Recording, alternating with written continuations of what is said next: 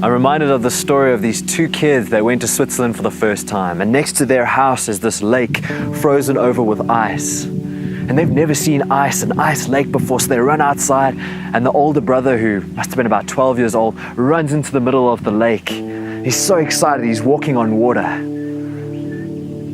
But he walks onto a piece of the ice that's quite thin.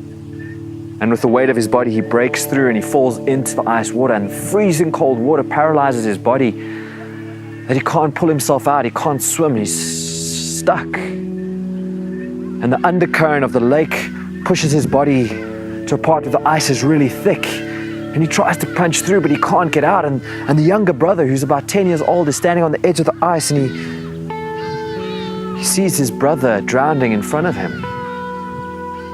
And he does the only thing he knows how. He gets onto his knee and he starts beating and beating and beating the ice, but he's only 10 years old. How is he going to break through it? And he looks around and he sees there's a branch, and he takes the branch and he thinks he's got a bit more leverage, and he starts beating and beating and beating.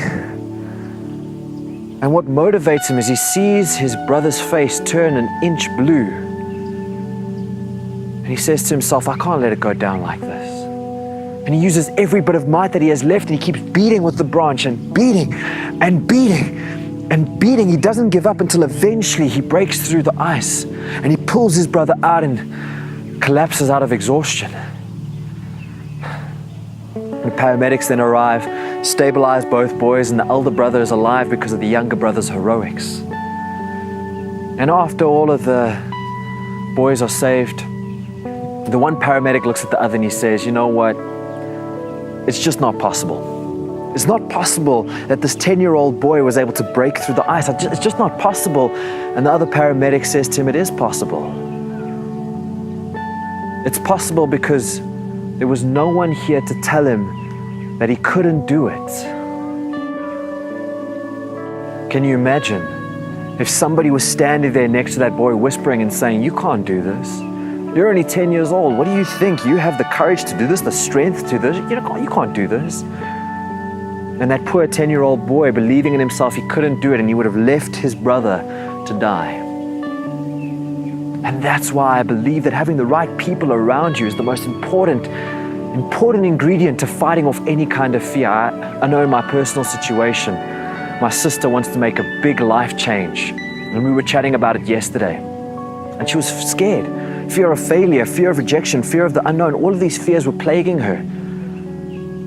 And I remembered the story, and I just embodied myself with love and belief, and I said, you can do this. There's nothing stopping you. The worst thing that could happen is they say no, and then you've learned something. You can do this. I believe in you.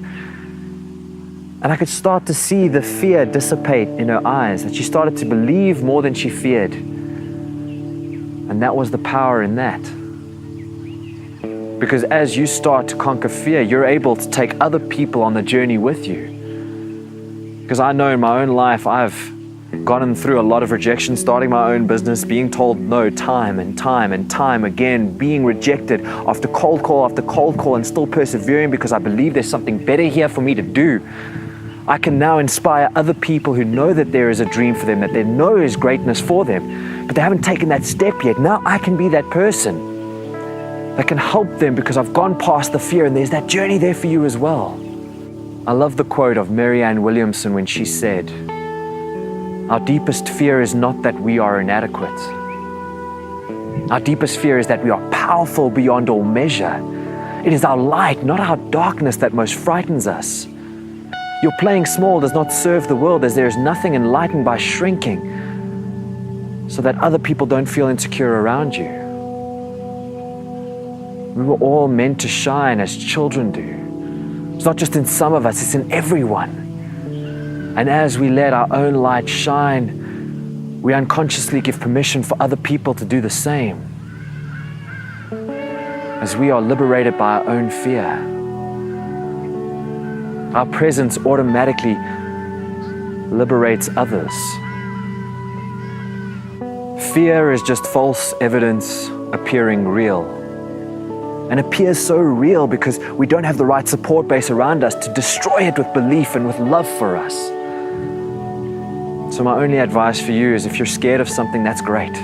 If If you have the fear of failure, fear of unknown, fear of rejection, it means you're doing something out of the ordinary. It means you're making some sort of meaning out of your life.